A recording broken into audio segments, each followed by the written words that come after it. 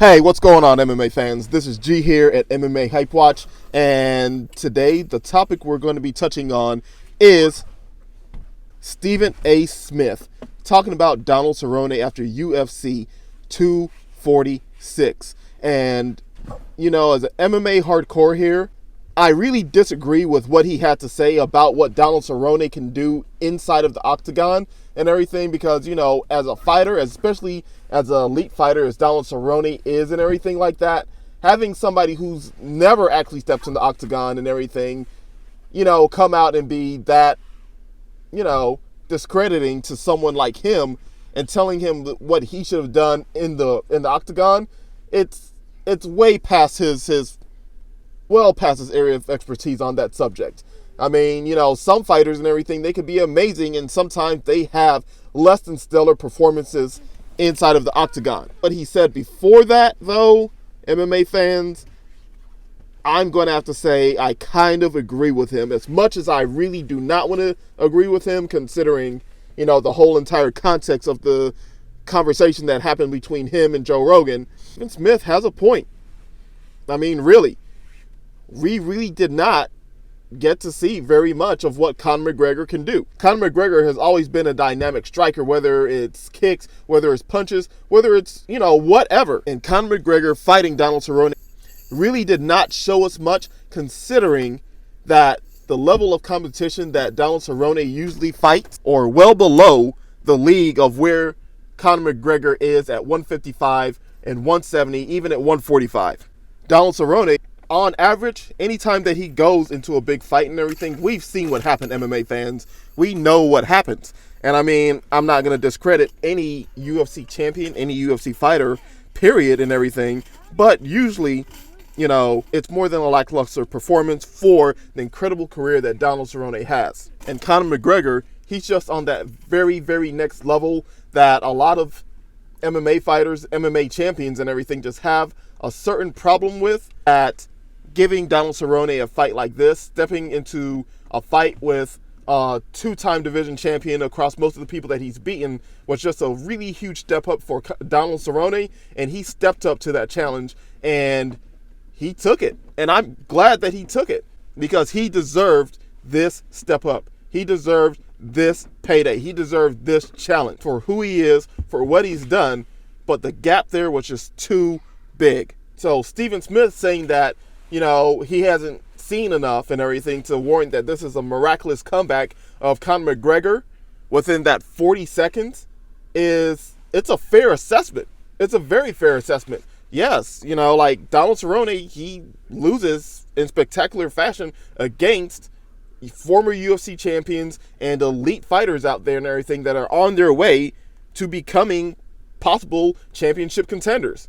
And as an MMA hardcore and everything, when you try to dismiss that, you have to equate that Conor McGregor came out and he crushed Jose Aldo in a shorter amount of time than Donald Cerrone. First of all, let's be clear, Stephen A., I got to tell you one thing, let's be clear. Conor McGregor is not a star. He's mediocre at best. And if you think anything different, then it's preposterous. Yes, that's right, I said it. It's preposterous. Yeah, straight uppercut. Ooh. Ooh. Ooh. Come on. Ooh, shit. Power. Why you can stop? So even with all the experience, all of the fights that Jose Aldo had and everything like that, he still, you know, lost in that short amount of time. But then you put a fighter who has never been on a pay-per-view, who has had multiple, you know, shots against champions and everything, with less pedigrees, with less opponent, less fight experience and everything, where Donald Cerrone has lost to them, and then you put him in there with someone like Conor McGregor, what can you expect? So saying that Conor McGregor is on this miraculous comeback, that he's like doing some amazing, completely different thing, you really can't. It seems like a lot of a reach. So on this one, I, sadly enough, I'm going to have to agree with someone like Stephen A. Smith. We don't think that MMA is his area of expertise, but what he had to say was definitely a fair assessment and everything like that. And for a lot of fans saying that, hey, Conor McGregor, he's like doing all these amazing, new striking things. He's going to come back and blow everybody out of the water. And it's going to be super duper amazing. They might be right. They might be right. But from what we have seen, we still don't know if he has what it takes to compete against someone like Khabib. We don't know that even if he's going to do another boxing fight with Floyd Mayweather, Manny Pacquiao, Terrence Crawford or whatever, if he has these new amazing skills to somewhat make it a more competitive fight in boxing. We don't know. Saying that he's, like this new improved, striking killer machine that could basically just take out like amazing fighters and just knock heads off wherever he goes, it's a bit of a stretch. But yet again, MMA fans, even some pundits out there are going to fall for the same Conor McGregor effect over and over and over again. In that 40 seconds, the question still needs to be asked.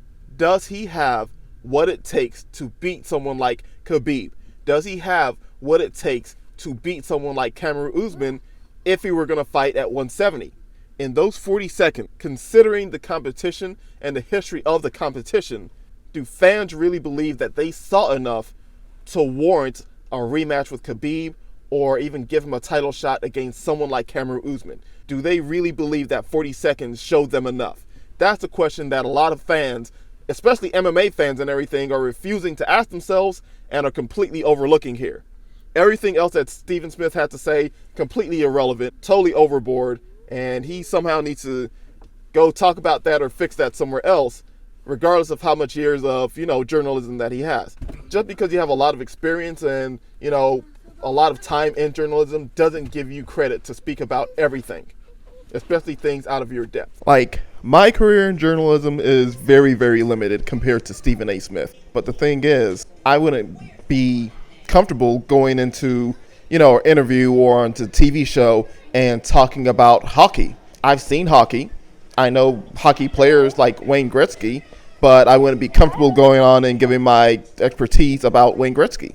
No disrespect to Stephen Smith, but MMA is not his thing, and it definitely shows. But we do have to give some credence to actually agreeing with some part of what he said, that we still haven't seen enough to warrant the fact that Conor McGregor is still this amazing force that's going to be the person to basically defeat Khabib Nurmagomedov or possibly even Tony Ferguson after their fight in April. We know there's going to be some fans out there that completely disagree with us and all that type of stuff, but you really have to ask yourself that question. Did you really see enough to say that this is the new Conor McGregor that's going to be the undefeatable champion that everybody believed he was supposed to be from the beginning? Leave us a comment, tell us why you disagree, tell us why you agree, whichever. Let us know what you think.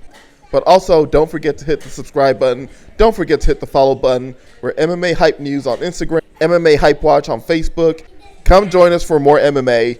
We appreciate you fans. We really want to hear what you have to say. Let us know what's up. But until next time, this is G here with MMA Hype Watch, and I'm out.